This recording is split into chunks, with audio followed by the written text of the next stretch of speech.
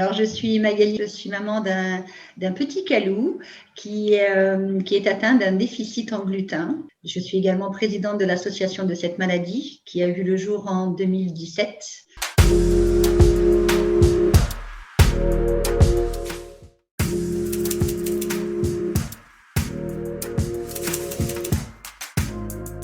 Il est en IME depuis qu'il a 2 ans et demi. En fait, j'ai eu la chance on a un centre d'observation et de rééducation motrice très près de chez nous, là, à 15 km à peine. En fait, ils ont un pôle petite enfance. Donc, à partir de 2 ans, 2 ans et demi, ils accueillent les enfants.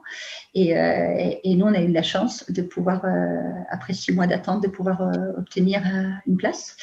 Et depuis, il était donc suivi dans ce centre équivalent d'une IME.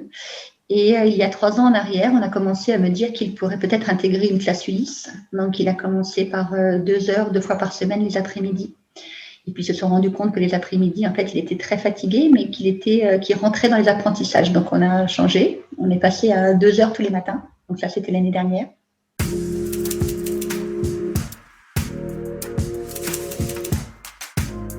Le confinement aidant.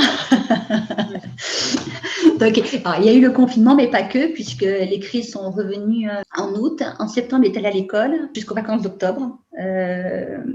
Pour la reprise, on a dû aller faire un encéphalogramme pour un second avis que mon neurologue avait demandé, parce qu'il ne comprenait pas pourquoi les crises revenaient. Tout était fait correctement au niveau du régime. Donc, on est allé dans un autre hôpital parisien pour pouvoir faire un nouvel encéphalogramme et avoir l'avis d'une personne qui travaille beaucoup au sein de la maladie des glutins. Donc, du coup, on est allé là-bas et là, on enregistre. Enfin, il est rentré en état de mal pendant 50 minutes, donc sous encéphalogramme. Donc, on a pu mesurer toutes les manifestations épileptiques. Il a souvent des petits soubresauts, ce sont de nature épileptique. Il a des frissons, ce sont de nature épileptique. Il a fait des crises atoniques, il a fait des crises de myoclonie. Donc, on a pu enregistrer tout ça sur les 50 minutes et on a voulu mettre en place à partir de ce moment-là donc un nouveau traitement anti-épileptique. Il fallait vraiment gérer les crises. On était à nouveau à 27 par jour, donc c'était pas possible. Et en fait, en mettant en place le traitement, ça a été une véritable catastrophe. En l'espace de 4 jours, il a perdu la parole, il a perdu la marche, il a perdu l'appréhension. Donc, j'ai pété une durite, j'ai arrêté le traitement à l'arrache, complet. Et je me souviens, c'était le 11 novembre, nous sommes arrivés à l'hôpital, donc jour férié, et on a décidé de tout arrêter. Et à partir de là, j'ai augmenté le régime. Le Calou était en 3 pour 1. Et donc, on est passé en 4 pour 1 pendant quelques jours. Les symptômes se sont améliorés. Donc, je me suis dit, tiens, peut-être que je peux simplement tenir comme ça. Malheureusement pour nous, il y a eu une gastro. La gastro a fait qu'il a décompensé en épilepsie à nouveau. Donc là, on s'est retrouvé hospitalisé 4 jours pour une gastro. On sait que c'est un petit peu tiré par les cheveux, mais c'est ça le quotidien en fait.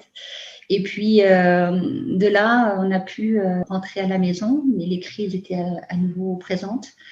Et 8 jours plus tard, on a eu l'épisode migraine hémiplégique. Donc, il a été très fatigué. Donc, depuis le mois de novembre, il n'a pas été scolarisé, en fait, jusqu'en mars, puisque les crises étaient toujours là et qu'on n'arrivait pas à les stopper. Et il y est retourné un petit peu en janvier, pas très longtemps, finalement. Et puis, mars, le confinement est arrivé. Et puis voilà, on est resté à la maison. Et puis depuis cette année, il y va, donc depuis septembre, il retourne à l'école, donc en classe Ulysse le matin, toute la matinée. L'après-midi, il est à nouveau au centre d'éducation et d'observation motrice.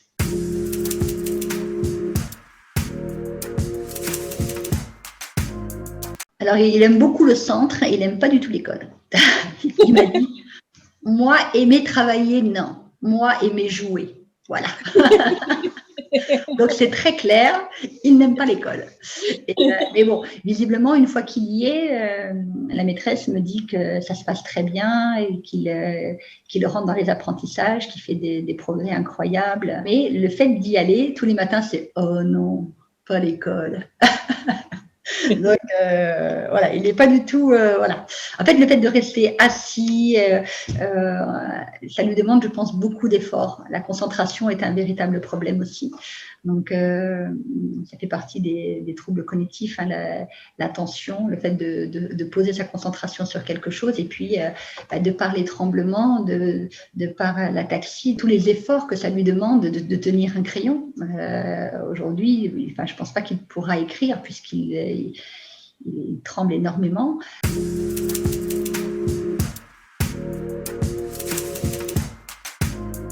On a pensé à mettre en place un ordinateur, donc on est dans l'attente, la MDPH. Hein, on ne va pas refaire tout un discours sur la MDPH, les malheureux, mais c'est juste épouvantable. Et du coup, on est en attente d'un ordinateur parce qu'il a une très bonne maîtrise du clavier. Donc, on espère que ça pourra lui apporter un plus. Il lui faut un ordinateur classique. Alors, classique, mais avec des logiciels adaptés dedans.